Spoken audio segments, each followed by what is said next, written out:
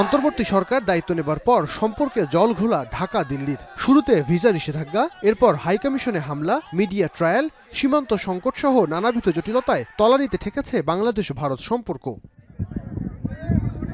এমন পরিস্থিতিতে ওমানের মাস্কটে ভারতীয় গণমাধ্যম উইওনের সাথে এক সাক্ষাৎকারে পররাষ্ট্র উপদেষ্টা তৌহিদ হোসেন বলেন, সম্পর্কে অস্বস্তি না বাড়াতে এপ্রিলে বিমস্টেকের সাইডলাইনে প্রধান উপদেষ্টা ডক্টর মোহাম্মদ ইউনূসের সঙ্গে ভারতের প্রধানমন্ত্রী নরেন্দ্র মোদীর বৈঠক হতে পারে। It's not too large a group. It's a relatively small group. So usually, traditionally, each of the heads of government meet each of the others.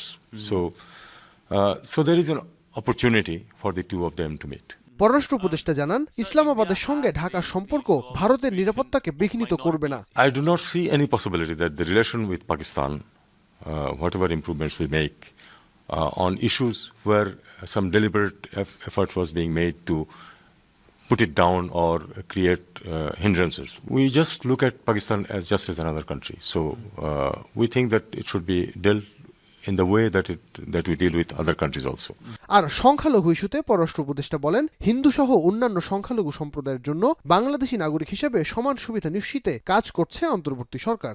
The minorities, I mean the Hindus and others, are equal citizens of Bangladesh as with the Muslims.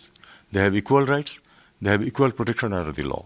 এর আগে the হিন্দুকে আরেক সাক্ষাৎকারে পররাষ্ট্র উপদেষ্টা বলেন, গেল 15 বছর বাংলাদেশের সঙ্গে এক ধরনের সম্পর্কে অভ্যস্ত ছিল দিল্লি। অন্তর্বর্তী সরকার দায়িত্ব নেবার পর তা হঠাৎ করেই ভেঙে পড়ে। বাংলাদেশের নতুন বাস্তবতার সাথে ভারতের মানিয়ে নিতে হয়তো সময় লাগছে বলে মন্তব্য করেন তিনি।